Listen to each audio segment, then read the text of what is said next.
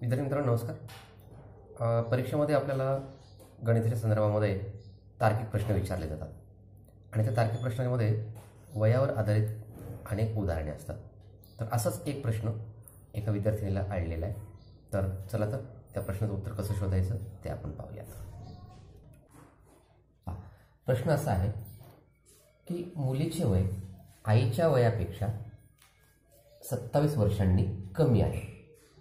दोघींच्या वयांची बेरीज 49 वर्ष आहे, तर त्या दोघींचे आजचे वय किती?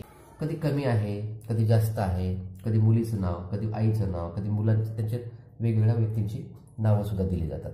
तर असे उदाहरणं सोडत असताना आपण एक काम करायचं। किती व्यक्ती आहेत? 2, एक मुलगी आहे, एक आई आहे।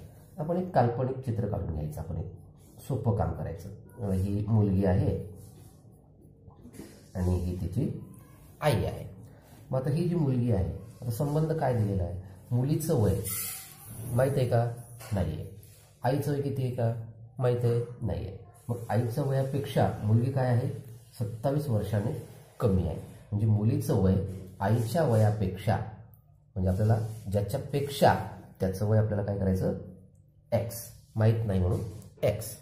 आणि आता मुलीचं वय कसं आहे? मग आता आईचं वय माहीत झालं आपल्याला, x वर्ष, म्हणजे xचं काहीतरी आपल्याला उत्तर मिळणार आहे नंतर।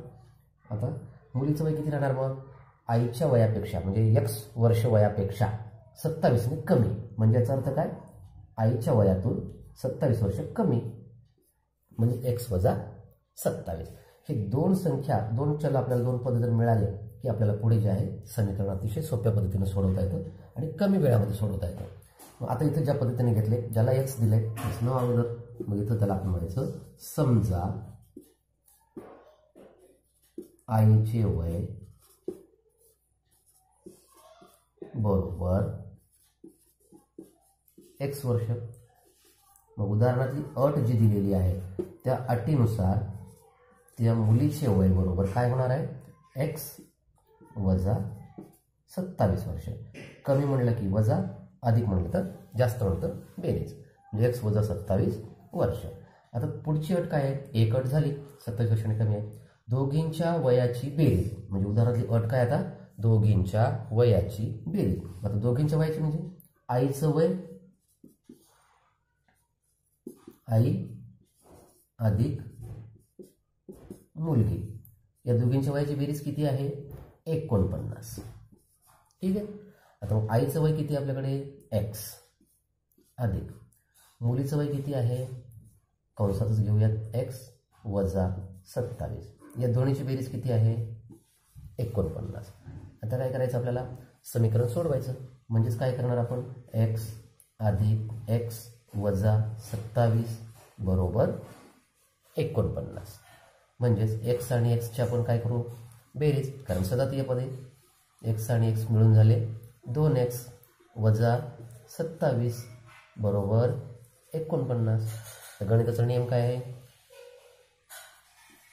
जेव्हा आपण बाजू बदलतो, LHS जिथं मायनस आहे, आता आपल्याला राईटकडे घेऊन जायचं आहे, मायनसचं काय होणार आहे? प्लस होणार आहे। म्हणजे वजाचे 27 काय होतील? इकडे जाऊन बाजू बदलल्याच्या नंतर 49 अधिक 27। तर मी इथे बाजूला घेतो, पायऱ्या आपल्याला खाली झाल्या पाहिजेत। 49 अधिक 27 म्हणजे कोणाची किंमत झाली? ही 2x ची, 2x ची किंमत। आता 49 आणि 27 ची बेरीज करायची। 9 आणि 7 16, 5 2 7। मग 2x ची किंमत 76, तर एका x ची किंमत काय होणार आहे? आता इथं गुणाकारातले 2 आहेत, गुणाकारातले 2 काय होतील? बाजू बदलल्यानंतर भागाकारामध्ये जातील, म्हणजे आता आपल्याला मिळेल एका x ची किंमत।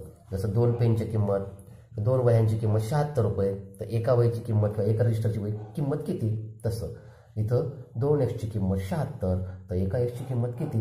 तर 76 आणि 2 यांची क्रिया केल्याच्या नंतर 2 त्रिक 6, 1 शिल्लक 16, 2 8 16, म्हणजे x बरोबर 38। म्हणजे x कोणाला घेतलं होतं आपण? आईचं वय, म्हणून आईचं वय काय झालं? x वर्ष। आईचं वय 38 वर्ष। ठीक आहे। आता मुलीचं वय काय होणार आहे? बघा आता अट काय होती?